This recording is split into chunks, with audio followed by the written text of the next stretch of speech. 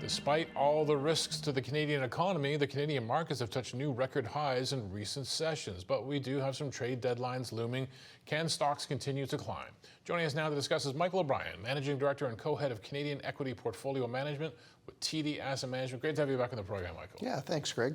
So I think, the American stock markets, they always take all the headlines. But if you take a look at the TSX this year, it's had a great run, particularly off the lows of April, setting new record highs. We're not that far off of it right now. What has been happening to put the TSX here? Yeah, you're absolutely right. It's been a very strong first half of the year. I would say there are really three things that have helped get us here. The first is, we had very reasonable valuations. Expectations weren't overheated coming into the year. Even after, I think we're up 10%, something like that year to date, we're still only trading at 16 times forward earnings, which is pretty much normal for the TSX. Contrast that with the S&P 500, where that's kind of raising a lot of eyebrows, trading north of 20 times, which is a fairly unusual thing. So I think point number one, reasonable expectations, reasonable valuations, supported that move. Point number two, I would say, and I'm going to put a huge caveat around this one, but relative to everybody's worst fears back in Liberation Day and earlier this year with some of the astoundingly large tariff numbers being threatened by President Trump, the worst hasn't come to pass yet. And I say there's a big caveat around that because this story is not over. I don't think we should let our guard down, but so far the worst fears haven't transpired, and so the market has been sort of climbing that metaphorical wall of worry. And I think the third thing, which is more of a homegrown phenomenon, is I think there's a lot more optimism around Canadian, not just Canadian markets, but also just the Canadian economy, the outlook here in Canada following the recent federal election. There's an old expression that never let a crisis go to waste. I think the silver lining behind the threats from the Trump administration towards not just our economy but our sovereignty is I think there's some introspection happening here in Canada where it's like, look, let's control what we can control. What are some of the self-help things we can do? And so there's a much more positive, pro-business, get things done attitude from the new government. And I think that combined with reasonable valuations, the worst hasn't hit the fan yet here. I think that's how we got here. Let's break down. We got three things now. Let's dig deeper in terms of trying to answer the question, can this run continue? Can we move higher from here? Let's start with those reasonable valuations. You say we're still at a reasonable level. Is this a market then that has room to run? Well, from a valuation perspective, yes, we're not stretched. The key there is it's got to get backfilled by earnings growth. And so really that goes to the heart of this tariff threat is how is the economy going to hold up in the back half of the year? We've seen inflation or unemployment move a bit higher. We had a good report last week, but the trend has been towards higher unemployment. Certainly a lot of pressure on certain sectors of the economy. The sector tariffs and steel, aluminum, autos are certainly hitting Southern Ontario and Quebec hard. But if the economy can hold together and these and the corporations can continue to generate decent earnings growth, there's room there. There's room to go higher. Can we see a bit of rotation in terms of who led for the first half of the year? Because I did my own little report card about, because once you get around the holiday season and you're trying to find some stories to tell, you tell the half of your report card story. Not surprising with the price of gold higher this year and all the global instability. The miners were higher, the gold miners were the leaders. Can some other sector start carrying that baton into the rest of the year? So absolutely, the star performers of the first half were the gold equities. No shortage of reasons to see why gold performed well, given all the uncertainty. And, I don't think that's necessarily a story that's going away in the second half. Gold price is north of $3,000 an ounce. Some of these companies should be able to produce some pretty attractive returns. So I wouldn't necessarily say that the best is behind them. However, you're right. It's always nice to see that broaden out a little bit to some of the other sectors. And really, when you go down the list, pretty much all the sectors had a reasonable first half of the year.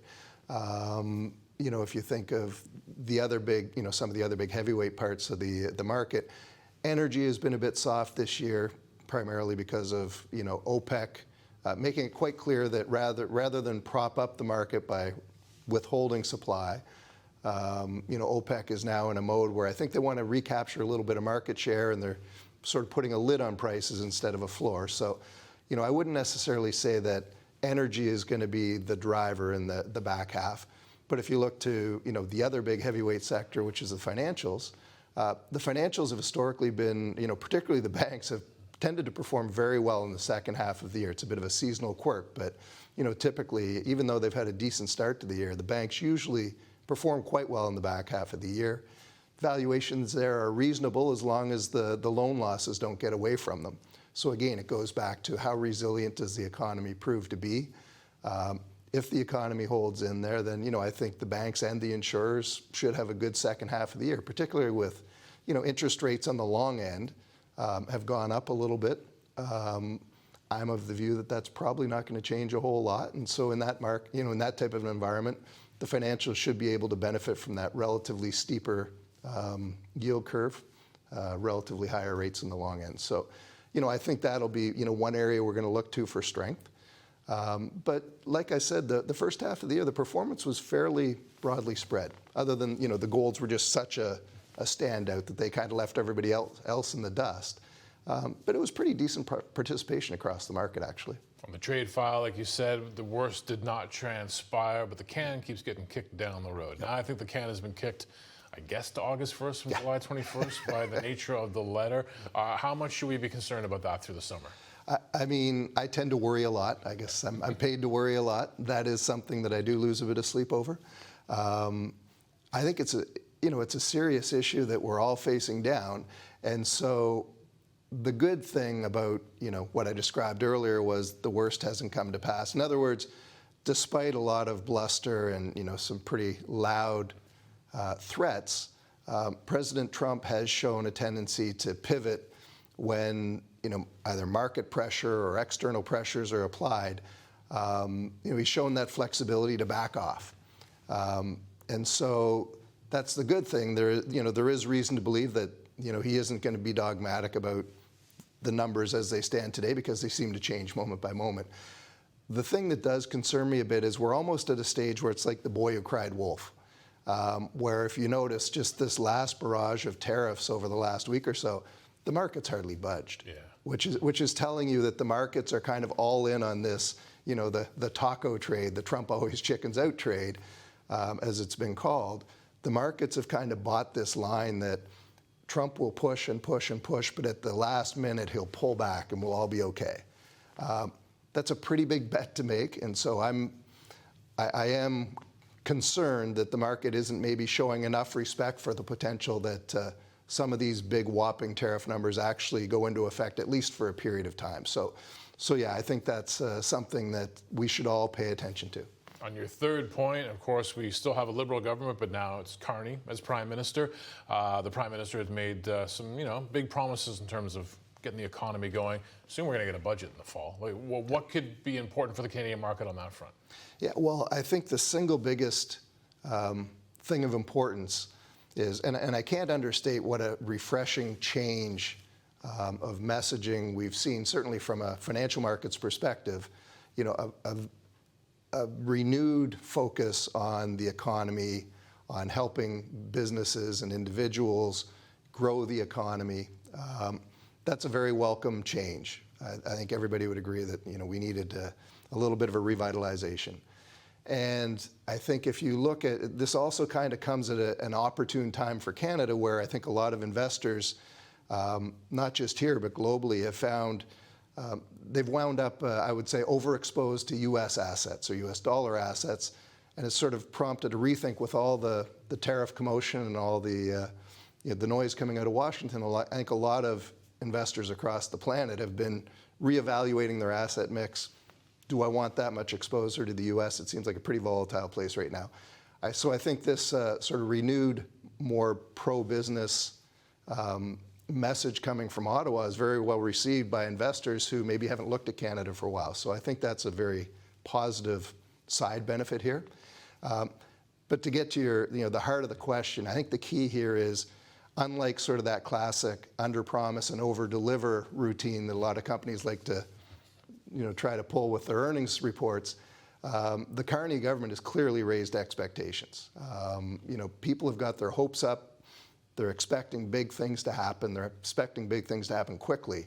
And so that's my biggest concern is if the government isn't able to deliver a few of these, relatively exciting projects in a timely fashion, do people get disappointed? That would be my focus. And I think, and frankly, I think it's the Prime Minister's focus as well. And if you listen to Prime Minister Carney speak, he over and over and over again, what he emphasizes is not the process, not the journey, it's do we get results? It's the end result. And so I think he's an individual who's very focused on outcomes. And so I'm putting a bit of faith in him as well that despite people having raised expectations, this is a person that's focused on getting things done. And so the more things that get done, the more confidence will build. And so that's really, I think, the measuring stick that he would apply to his own government, and that certainly I think markets will apply to them as well, is are you getting results?